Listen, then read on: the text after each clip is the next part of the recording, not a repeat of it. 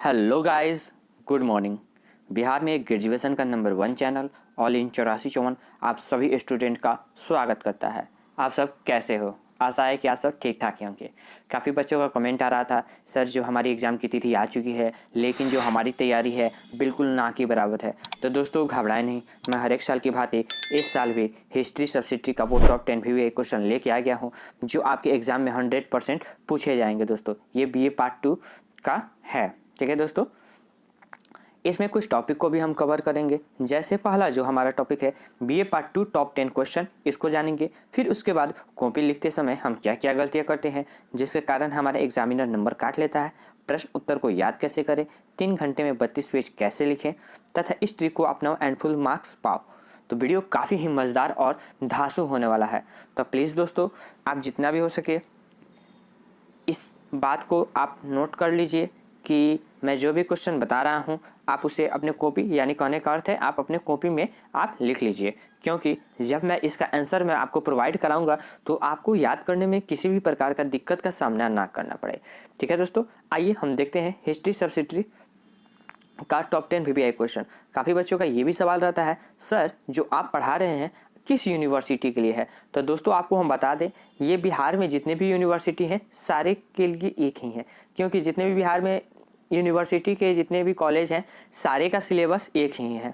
जैसे मान लीजिए आप मुजफ्फरपुर यूनिवर्सिटी के स्टूडेंट हो तो, या फिर पूर्णिया यूनिवर्सिटी हो तो, ठीक है, सारे जितने भी यूनिवर्सिटी हैं सारे का सिलेबस एक ही है। ठीक है, आइए हम देखते हैं पहला क्वेश्चन क्या कह रहा है। बहुत सारा भी इंस्टीट्यूट है, ऐसा बात थोड़ी है कि 2 यूनिवर्सिटी है, बहुत सारा यूनिवर्सिटी है। आइए देखते हैं पहला क्वेश्चन। मराठा राज्य के निर्माता के रूप में शिवाजी की उपलब्धियों का मूल्यांकन कीजिए। यानी मराठा राज्य का निर्माण जो हुआ था, शिवाजी की उपलब्धियां क्या क्या थी उसके बारे में आपको बताना है। या फिर क्वेश्चन ऐसे भी आपसे घुमा देगा, मराठा राज्य के निर्माता के रूप में शिवाजी की उपलब्धियों पर प्रकाश डाले। यहाँ मूल्यांकन हटा देगा आपसे और बोल देगा कि प्रकाश डाले, इसलिए आप घबराइएगा नहीं। क्वेश्चन कैसे भी घुमाए आपको घूमना नहीं है दोस्तों, ठीक है। या फिर क्वेश्चन आपसे ऐसे भी घुमा सकता है कि मराठा राज्य के निर्माता के रूप में शिवाजी की उपलब्धियों का वर्णन अपने शब्दों में करें, ठीक है। ऐसे भी आपसे क्वेश्चन कर सकता है, ठीक है। तो आप घबराइएगा नहीं, ठीक है। क्वेश्चन समझ गए कि एग्जाम में कितने तरीका से एक ही क्वेश्चन को घुमा के आपसे पूछ सकता है, ठीक है। आइए हम देखते हैं दूसरा प्रश्न क्या कह रहा है। आपने सब लिख ही लिया होगा। दूसरा प्रश्न ये रहा, स्वामी दयानंद सरस्वती के योगदानों का उल्लेख कीजिए।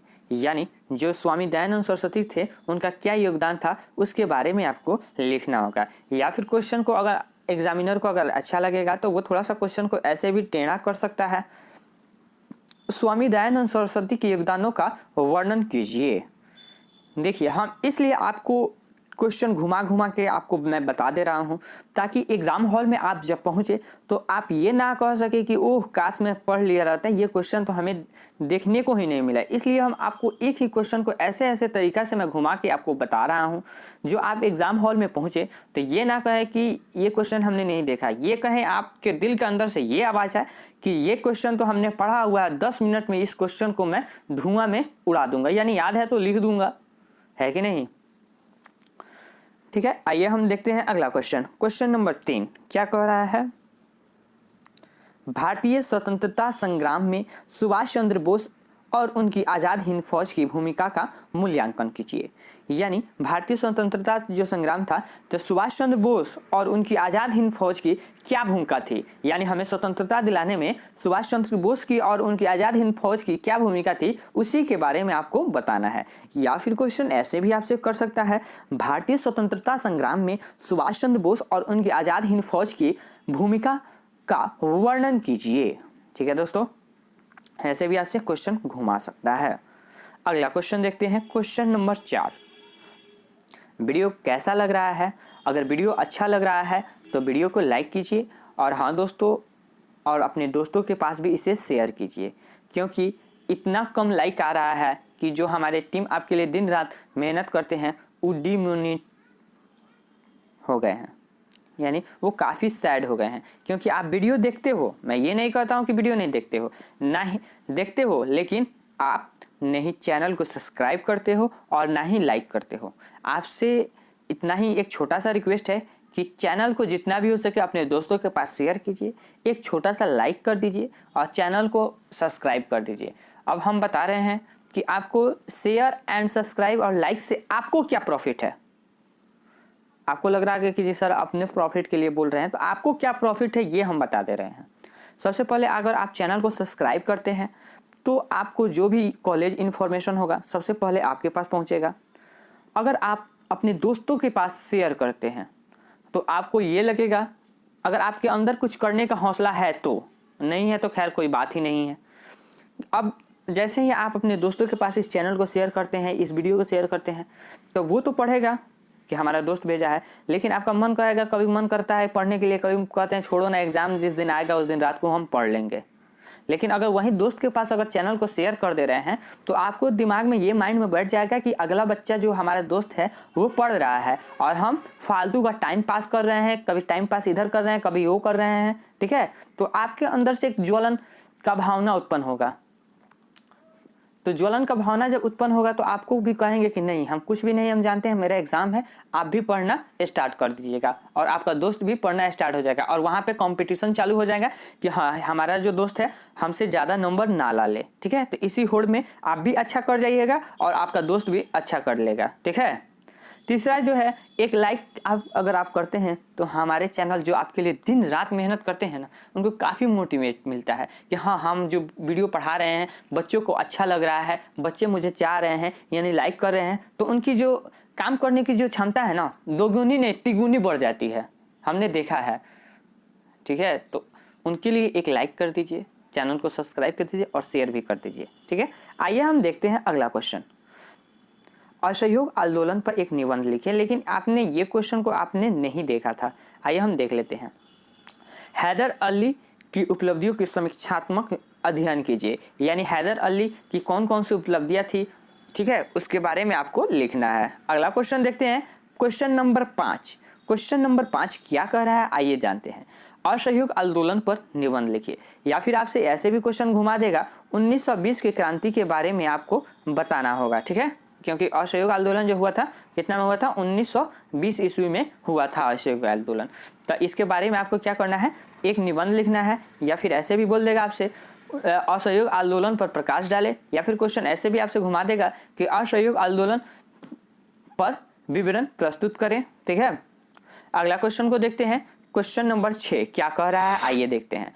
शेरशाह की प्रशासनिक व्यवस्था की विवेचना कीजिए, यानी जो शेरशाह की प्रशासनिक व्यवस्था था उसके बारे में आपको वर्णन करना है। या फिर क्वेश्चन ऐसे भी घुमा सकता है, क्वेश्चन एक भी एग्जाम में आपको छूटने को नहीं मिलेगा और इसी में से 100% है आपसे क्वेश्चन किया जाएगा।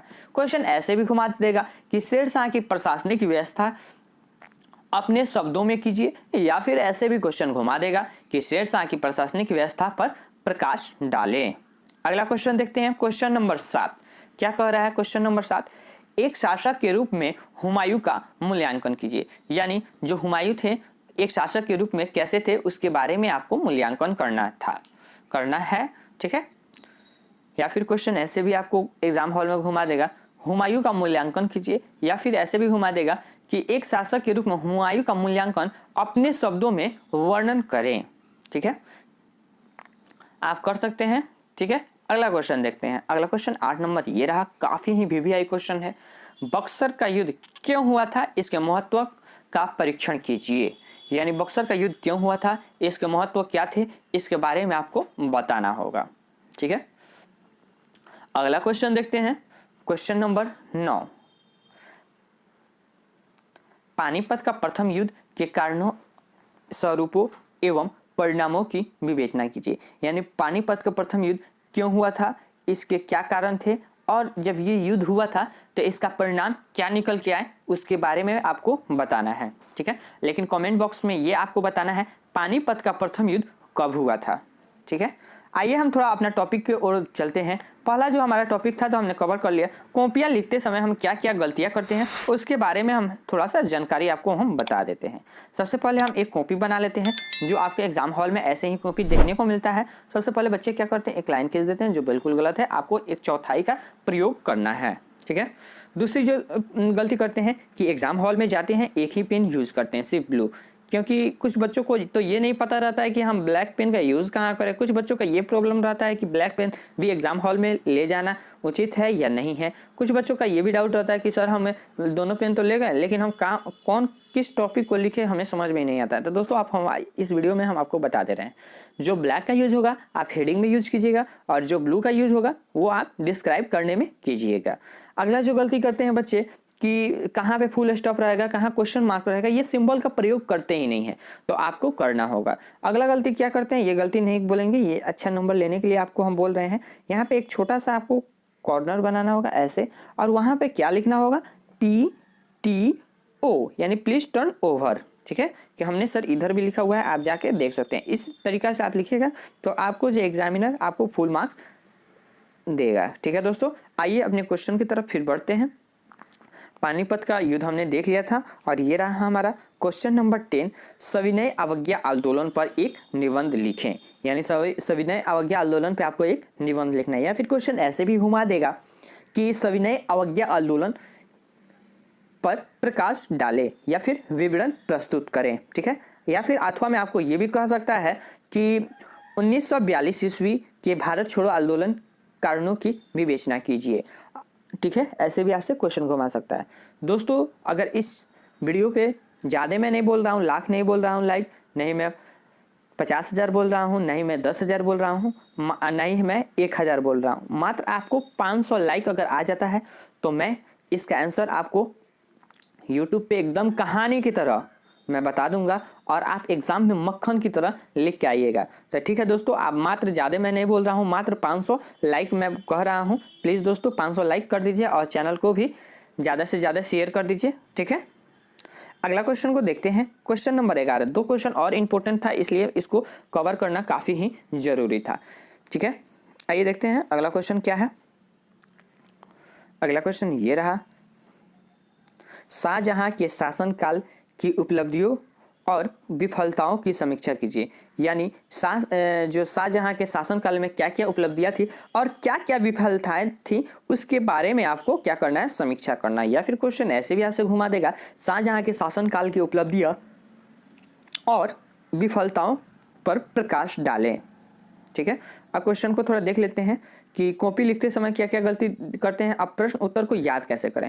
काफ़ी बच्चों का ये भी सवाल रहता है, सर हमें प्रश्न जो आंसर है याद ही नहीं होता है। तो दोस्तों आपको हम इसका याद करने का 2 ट्रिक है। पहला जो ट्रिक है, इसमें थोड़ा मेहनत लगेगा, लेकिन अगर आप इस नियम को फॉलो कर ले रहे हैं तो आपको काफ़ी टाइम तक ये याद रहेगा, और काफ़ी हद तक आपको जो है आप इसे याद कर सकते हैं, और एग्जाम हॉल में थोड़ा सा भी हिचकिचाहट नहीं आएगी कॉपी लिखने में। पहला जो ट्रिक है, आइए हम जानते हैं। पहला जो ट्रिक है कि आप इन टॉप 10 भी क्वेश्चन को लिख लिए होंगे, और इसका आंसर अगर आपको जो है आपको गेस क्वेश्चन में मिल सकता है। वैसे ये सारे प्रश्न जो है आपके किताब से लिए गए हैं, जो आप नहीं पढ़ते हैं। वैसे गेस क्वेश्चन में खोजिएगा, अगर मिल जाए तो ठीक है। जितना भी प्रश्न मिल रहे हैं आप उसे सुबह और शाम पढ़िए, और उससे बाद में उसे लिखने का प्रयास कीजिए कि हमने इस प्रश्न से कितना % हमें याद हुआ। हम जानते हैं पहला बार आप ट्राई कीजिएगा तो मात्र आपको जानते हैं कितना % याद होगा, मात्र आप 20% ही आप उसमें से कवर कर सकते हैं। लेकिन अगर 5 बार आप उसे पढ़ लेते हैं तो आपका 100% क्लियर हो जा रहा है, और लिखने का जो एक्सपीरियंस है वो भी आपका क्लियर हो जाएगा। और दूसरा जो है टॉपिक है, आप सुबह और शाम उसको पढ़िए, और उसे लिखने का भी प्रयास अगर नहीं हो रहा है तो आप देख के उसको लिखिए, वैसे आपको भी याद हो जाएगा। लेकिन जो पहला जो ट्रिक हमने बताया वो काफ़ी ही लाभदायक है। ठीक है, अगला जो हमारा टॉपिक है, 3 घंटे में 32 पेज कैसे लिखें। अगर आप ये वाला ट्रिक अपनाते हैं तो उसमें आपको फ़ायदा क्या होगा कि आपको टाइम देखने को मिल जाएगा कि हमने जो है वो 3 घंटा में लिख पा रहे हैं या नहीं लिख पा रहे हैं, है कि नहीं। और वहीं दूसरा अगर ट्रिक कर रहे हैं तो फिर आपको पर डे आपको जो 32 पेज है यानी 10 क्वेश्चन को आप लोग को लिखना होगा। वैसे एग्जाम में 5 ही प्रश्नों का उत्तर देना होगा, तो कम से कम 6 प्रश्नों को आपको घर पे रिवीजन करना होगा देख कर लिखने के लिए कि क्या मैं 3 घंटा में लिख पा रहा हूँ। अगर नहीं लिख पा रहा हूँ तो कहाँ हमारा स्पीड कम है, उसको स्पीड को आप क्या कीजिएगा, कवर कीजिएगा। ठीक है, स्पीड में लिखने का प्रयास कीजिएगा। ठीक है, और आखिरी में जो आपको हम बताएंगे, इस ट्रिक को अपनाओ एंड फुल मार्क्स पाओ। क्वेश्चन नंबर 11 देखने के बाद, 11 तो हम लोगों ने देख नहीं लिया था, और क्वेश्चन नंबर 12 को देखने के बाद उसका हम बताएंगे। ठीक है, आइए हम क्वेश्चन नंबर 12 देखते हैं। 1857 की क्रांति के कारणों का उल्लेख कीजिए। यानी जो 1857 की क्रांति के कारण कौन कौन से थे उसके बारे में आपको क्या करना है, वर्णन करना है। या फिर आपसे ऐसे भी कर सकता है 1857 की क्रांति के कारणों पर प्रकाश डालें, या फिर ऐसे भी आपसे क्वेश्चन कर सकता है 1857 की क्रांति का विवरण प्रस्तुत करें। तो दोस्तों इसी के साथ होता है वीडियो समाप्त। ब्रह्मास्त्र बैच का ये आखिरी क्वेश्चन था, तो इसी के साथ होता है हमारा वीडियो समाप्त। और हाँ दोस्तों, एक और बात बताना था आपको, जो हमारे चैनल पे हैं वो सब्सिडरी और ऑनर्स पेपर सारे अपलोड हो चुके हैं। आप जाके फ्री ऑफ कॉस्ट आप अपनी तैयारी को और बेहतर बनाने के लिए आप जाके देख सकते हैं। ठीक है दोस्तों, तो इसी के साथ होता है वीडियो समाप्त। मिलते हैं अगले वीडियो में, तब तक के लिए देखते रहिए all in 8454 channel. Take care, bye, best of luck, अच्छा से एग्जाम दे के आइए। मिलते हैं अगले वीडियो में।